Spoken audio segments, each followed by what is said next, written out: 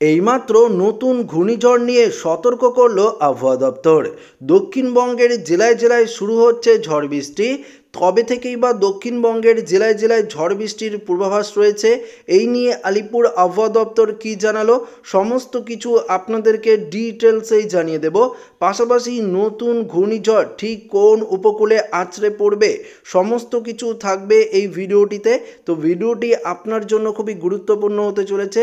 ভিডিওটিতে আপনারা প্রথম থেকেই শেষ পর্যন্ত সঙ্গে থাকবেন এবং নতুন হয়ে থাকলে চ্যানেলটিকে সাবস্ক্রাইব করবেন এবং পাশের দেওয়া বেল আইকনটিকেও প্রেস করবেন এই ধরনের লেটেস্ট ভিডিওর আপডেটগুলো সর্বপ্রথম সবার আগে পাওয়ার জন্য।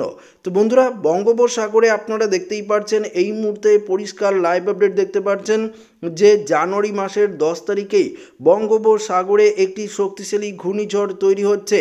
ঘন্টায় যদি আমরা দেখি তাহলে আমরা দেখতে পারবো ঘন্টায় প্রায় 70 থেকে 74 কিলোমিটার বা 75 কিলোমিটার গতিবেগ নিয়ে এটা কিন্তু ক্রমশ বঙ্গোপসাগরে ঘনীভূত হবে, তারপর আস্তে আস্তে শক্তিশালী রূপ নিয়ে উপকূলের দিকে অগ্রসর হবে। তো আপনাদেরকে বলছিলাম যে জানুয়ারি মাসের দিকে একটি নতুন ঘূর্ণিঝড়ের সম্ভাবনা, সেই অনুযায়ী আপনারা দেখতে পাচ্ছেন যে একটি নতুন ঘূর্ণিঝড়ের সম্ভাবনা রয়েছে। তবে কোন উপকূলে এই ঘূর্ণিঝড় আছড়ে পড়বে সেটা তো আপনাদেরকে জানাবো।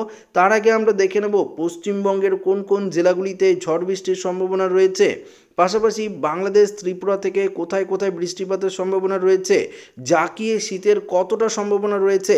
আমরা যদি এই মুহূর্তে দেখি তাহলে দেখতে পারবো যে উত্তর পশ্চিম থেকে একটি ঝঞ্ঝা আসছে, যার কারণেই উত্তরবঙ্গে ঘন কুয়াশা দেখা দিয়েছে। অর্থাৎ উত্তরবঙ্গের আলিপুরদুয়ার, কোচবিহার থেকে শুরু করে এদিকে পূর্ণিয়া হয়ে দেখতে পাচ্ছি একটি মেঘ যাচ্ছে, যার কারণে ঘন কালো মেঘ এবং পাশাপাশি কিন্তু ঘন কুয়াশাও থাকবে এবং কিছুটা ঠান্ডা কিন্তু পড়তে চলেছে জাকিয়ে, এমনটাই আবহাওয়া দপ্তরের পূর্বাভাস। পাশাপাশি যদি দেখি দক্ষিণবঙ্গের দিকেও হালকা মাঝারি কুয়াশাচ্ছন্ন আবহাওয়া থাকবে, তবে উত্তরবঙ্গে বেশি কুয়াশাচ্ছন্ন আবহাওয়া কিন্তু থাকবে। বৃষ্টি এবং বজ্রমুট করে যদি আপনাদেরকে দেখাই তাহলে আপনারা বুঝতেই পারবেন যে বৃষ্টিপাতের সম্ভাবনা এই মুহূর্তে আজকে কোথায় কোথায় রয়েছে। আজকে যদি আমরা দেখি তাহলে দেখতে পারবো যে অসমের কিছুটা সাইডে বৃষ্টিপাতের সম্ভাবনা, যেমন তুরা, শিলং সাইড, হোজাই থেকে শুরু করে আমরা দেখতে পাচ্ছি এদিকে লামডিং, এদিকে যদি দেখি আমরা দেখতে পারবো ডিমাপুর এবং পাশাপাশি এদিকে মণিপুরের দিকেও কিছুটা বৃষ্টিপাতের সম্ভাবনা থাকছে। অন্যদিকে উত্তরবঙ্গের যদি দেখি আমরা দার্জিলিং সাইডে কিছুটা বৃষ্টিপাতের সম্ভাবনাও থাকছে। দার্জিলিং, এদিকে যদি আমরা দেখি দার্জিলিংয়ের কিছুটা সাইড, এদিকে ধোত্রে, এই জায়গাগুলিতে কিন্তু বৃষ্টিপাতের সম্ভাবনা হালকা মাঝারি রয়েছে। তবে দক্ষিণবঙ্গের জেলাগুলিতেও কিন্তু বৃষ্টিপাত প্রবেশ করবে। এই মুহূর্তে আপনারা দেখতে পাচ্ছেন পশ্চিমবঙ্গের দক্ষিণের জেলাগুলিতে আকাশ পরিষ্কার, বাংলাদেশ ত্রিপুরা আকাশ পরিষ্কার থাকলেও কিন্তু বৃষ্টিপাত প্রবেশ করবে।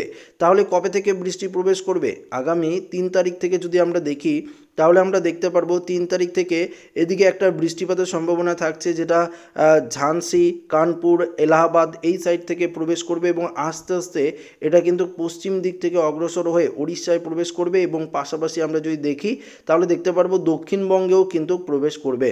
অর্থাৎ আমরা এদিকে পরিষ্কারভাবে আপনাদেরকে দেখাতে পারবো যে এদিকে পুরুলিয়া, বাঁকুড়া, হুড়া, বলরামপুর এই সাইডে কিন্তু বৃষ্টিপাতের একটা সম্ভাবনা থাকছে। তো আপনারা বুঝতেই পারছেন যে পশ্চিম সাইডে বৃষ্টিপাতের সম্ভাবনা থাকছে। তবে কলকাতা, হাওড়া, হুগলি এদিকে বৃষ্টিপাত হবে কি না সেটাও আপনাদেরকে জানিয়ে দেবো। এই সাইডেও কিন্তু বৃষ্টিপাত হবে। দেখতে পাচ্ছি আমরা 5 তারিখে এই যে বৃষ্টিপাত সেটা কিন্তু আরও কাছাকাছি চলে আসবে এবং আমরা দেখতে পাচ্ছি রাঁচি, ধানবাদ, জামশেদপুর এই সাইডে তখন অগ্রসর করবে এবং আস্তে আস্তে এই বৃষ্টি কিন্তু পশ্চিমবঙ্গের দক্ষিণের জেলাগুলির দিকেও কিন্তু প্রবেশ করবে। আমরা পরিষ্কারভাবে আপনাদেরকে দেখাতে পারবো যে পশ্চিমবঙ্গের দক্ষিণের জেলাগুলিতেও এই বৃষ্টিপাত কিন্তু প্রবেশ করবে। তো একটা ভারী লেভেলের বৃষ্টিপাতের সম্ভাবনা থাকছে ধানবাদ, ঝাঁসি এই সাইডে এবং পশ্চিমবঙ্গের দক্ষিণের জেলাগুলিতে হালকা মাঝারি একটা বৃষ্টিপাতের সম্ভাবনা থাকছে। তবে দক্ষিণের জেলাগুলিতে বৃষ্টিপাত হলেও বাংলাদেশ, ত্রিপুরা, এদিকে উত্তরবঙ্গ বা পাশাপাশি অসমের দিকে কোনো রকম বৃষ্টিপাতের সম্ভাবনা নেই। শুধুমাত্র পশ্চিমবঙ্গের দক্ষিণ এবং পশ্চিমের জেলাগুলিতে একটা হালকা মাঝারি বৃষ্টিপাতের সতর্কবার্তা রয়েছে। মেঘমালা করে দেখালেও আপনারা তেমনটাই বুঝতে পারবেন যে একটা বৃষ্টিপাতের সম্ভাবনা থাকছে। তবে 4 তারিখে পশ্চিমবঙ্গের দক্ষিণের বেশ কয়েকটি জেলায় হালকা মাঝারি বৃষ্টিপাত থাকবে। পাশাপাশি পুরুলিয়ার দিকে, বাঁকুড়ার দিকে বৃষ্টিপাত কিন্তু থাকছে, সেটা তো আপনাদেরকে পরিষ্কারভাবে দেখালাম। এবং একটি ঝঞ্ঝা ঝঞ্ঝা রয়েছে, যার কারণেই উত্তরবঙ্গে কিছুটা শীত বাড়বে এবং পাশাপাশি ঘন কুয়াশাও বাড়বে। দুদিন ধরে আপনারা উত্তরবঙ্গে যারা বাসিন্দা রয়েছেন ঘন কুয়াশা লক্ষ্য করতে পারছেন এবং এই কুয়াশা আস্তে আস্তে কিন্তু দক্ষিণবঙ্গের দিকেও প্রচণ্ড পরিমাণে পড়ার সম্ভাবনা রয়েছে। তবে আপনারা এই ভিডিওটি কোন কোন জেলা থেকে দেখছেন অবশ্যই কমেন্টে জানাবেন। আপনাদের এখানে সকালে কুয়াশাচ্ছন্ন আকাশ থাকছে কিনা সেটাও কিন্তু আপনারা কমেন্ট করে জানিয়ে দেবেন, তাহলে আমরা বুঝতে পারবো। তাপমাত্রার আপডেটে আপনাদেরকে দেখাবো যে তাপমাত্রা কত ডিগ্রি সেলসিয়াস থাকবে। তার আগে আমরা একটু ঘূর্ণিঝড়ের আপডেটে চলে যাই। নতুন ঘূর্ণিঝড় নিয়ে আবহাওয়া দপ্তর কী জানালো এবং জিএফএস মডেল কী জানাচ্ছে, আমরা সরাসরি জিএফএস মডেলে চলে যাব এবং জিএফএস মডেলে গিয়ে যদি আমরা দেখি তাহলে দেখতে পারবো এই যে বঙ্গোপসাগরে একটি ঘূর্ণাবর্ত থাকছে 5 তারিখের দিকে, আস্তে আস্তে সেটা 6 তারিখ 7 তারিখের দিকে একটি নিম্নচাপে পরিণত হবে এবং 8 তারিখে এটা কিন্তু গভীর নিম্নচাপে পরিণত হবে। 9 তারিখে কিন্তু এটি একটি সাইক্লোনিক সিস্টেমে পরিণত হবে, তখন কিন্তু এটা শ্রীলঙ্কার দিকে অগ্রসর হবে। 10 তারিখেও এটা আরও শক্তিশালী রূপ নিয়ে শ্রীলঙ্কার দিকে অগ্রসর হবে। তখন আমরা যদি বৃষ্টি এবং বজ্রমুট করে দেখি তাহলে দেখতে পারবো শ্রীলঙ্কায় একটা ভারী বৃষ্টিপাতের সম্ভাবনা থাকছে। ভারী থেকে অতি ভারী বৃষ্টিপাতের সম্ভাবনা শ্রীলঙ্কার দিকে থাকছে এবং এখানে যখন 11 তারিখের আপডেট নেবে অর্থাৎ আগামীকালের আপডেট নেবে তখন কিন্তু এটা দেখা যাবে কোন পথে অগ্রসর হচ্ছে।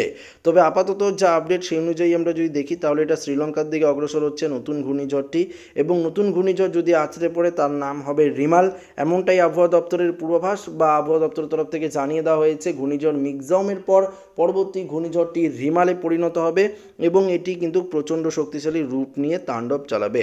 তবে যতটা সম্ভব এই ঘূর্ণিঝড় অন্ধ্র বা তামিলনাড়ু উপকূলের দিকে এগোতে পারে। যদি অন্ধ্র বা তামিলনাড়ু উপকূলের দিকে না আসে তাহলে উড়িষ্যা, পশ্চিমবঙ্গ বা বাংলাদেশ যে কোনো একটি উপকূলে আছড়ে পড়তে পারে। তবে বেশিরভাগ এখানে ঘূর্ণিঝড়টি আছড়ে পড়ার সম্ভাবনা থাকছে অন্ধ্র এবং তামিলনাড়ু উপকূল বা শ্রীলঙ্কার উপকূলের গা ভেসেই কিন্তু এটা তামিলনাড়ু উপকূলের দিকে যাওয়ার সম্ভাবনা থাকছে। তবে আমরা ঘূর্ণিঝড় নিয়ে লাইভ আপডেট কিন্তু আপনাদেরকে প্রতিনিয়ত দিতেই থাকবো। তো আমরা একটু তাপমাত্রার আপডেটে চলে যাই এবং আপনাদেরকে দেখানোর চেষ্টা করি যে এই মুহূর্তে পশ্চিমবঙ্গের কোন কোন জেলাগুলিতে কত ডিগ্রি সেলসিয়াস তাপমাত্রা রয়েছে, কমছে না বাড়ছে, সেই অনুযায়ী যদি আপনাদেরকে দেখাই তাহলে আপনারা বুঝতেই পারবেন। আজকের এই মুহূর্তে তাপমাত্রা যদি আপনাদেরকে দেখাই তাহলে পরিষ্কার বুঝতে পারবেন কলকাতায় 25 থেকে 26 ডিগ্রি, হাওড়া হুগলি এদিকেও 25 ডিগ্রি, অর্থাৎ তাপমাত্রা কিন্তু 1 ডিগ্রি কম আপনারা বুঝতেই পারছেন। যেখানে 26 ডিগ্রি ছিল কলকাতায় সেখানে 25 ডিগ্রি, চন্দননগরে 24 ডিগ্রি, শান্তিপুর দেখতেই পারছেন, বর্ধমানেও তাপমাত্রা কম, বাঁকুড়ার দিকেও কম, পুরুলিয়ার দিকেও কম, কেননা একটি ঝঞ্ঝা রয়েছে যার কারণে তাপমাত্রার পারদ অনেকটাই নিম্নমুখী হয়েছে। চাকুলিয়া, ঝাড়গ্রাম এদিকেও তাপমাত্রা কিন্তু কম রয়েছে। তবে দীঘা, মন্দারমণি এদিকে যদি আমরা দেখি 26 থেকে 27 ডিগ্রি, আবার সুন্দরবনের দিকেও 25-26 ডিগ্রির মধ্যেই তাপমাত্রা রয়েছে। উত্তরবঙ্গের মালদা 22 ডিগ্রি, দিনাজপুরের দিকে 22 ডিগ্রি, কোচবিহারে 23, আলিপুরদুয়ারে 23, জলপাইগুড়ি, শিলিগুড়ি এদিকেও 23 ডিগ্রি, অসমের গোয়ালপাড়ায় 24, গুয়াহাটি 24 থেকে 25, তেজপুরে 25 ডিগ্রি সেলসিয়াস তাপমাত্রা, এমনকি ডিব্রুগড়ও 23 ডিগ্রি সেলসিয়াস তাপমাত্রা লক্ষ্য করতে পারছি। পাশাপাশি বাংলাদেশের সিলেট, মৌলভীবাজার, লখাই এদিকেও 25-26 ডিগ্রি সেলসিয়াস তাপমাত্রা থাকছে।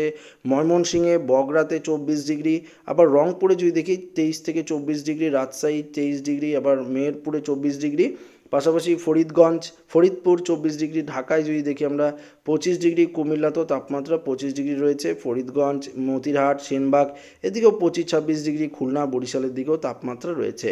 পাশাপাশি আমরা ত্রিপুরার দিকে দেখে নেব 25 থেকে 26 ডিগ্রি সেলসিয়াস তাপমাত্রা। তো বুঝতেই পারছেন একটি ঝঞ্ঝা রয়েছে যার কারণে উত্তরবঙ্গের দিকে তাপমাত্রা যথেষ্ট কম, পাশাপাশি দক্ষিণবঙ্গের দিকেও তাপমাত্রা কম হবে। যেই কারণে ঝঞ্ঝা যেই দিকে রয়েছে পূর্ণিয়ার দিকে, এদিকে যদি আমরা তাপমাত্রা দেখতে পারছেন এই মুহূর্তে 20-21 ডিগ্রি সেলসিয়াস তাপমাত্রা রয়েছে। তো বুঝতেই পারছেন অনেকটাই তাপমাত্রা কম কিন্তু রয়েছে।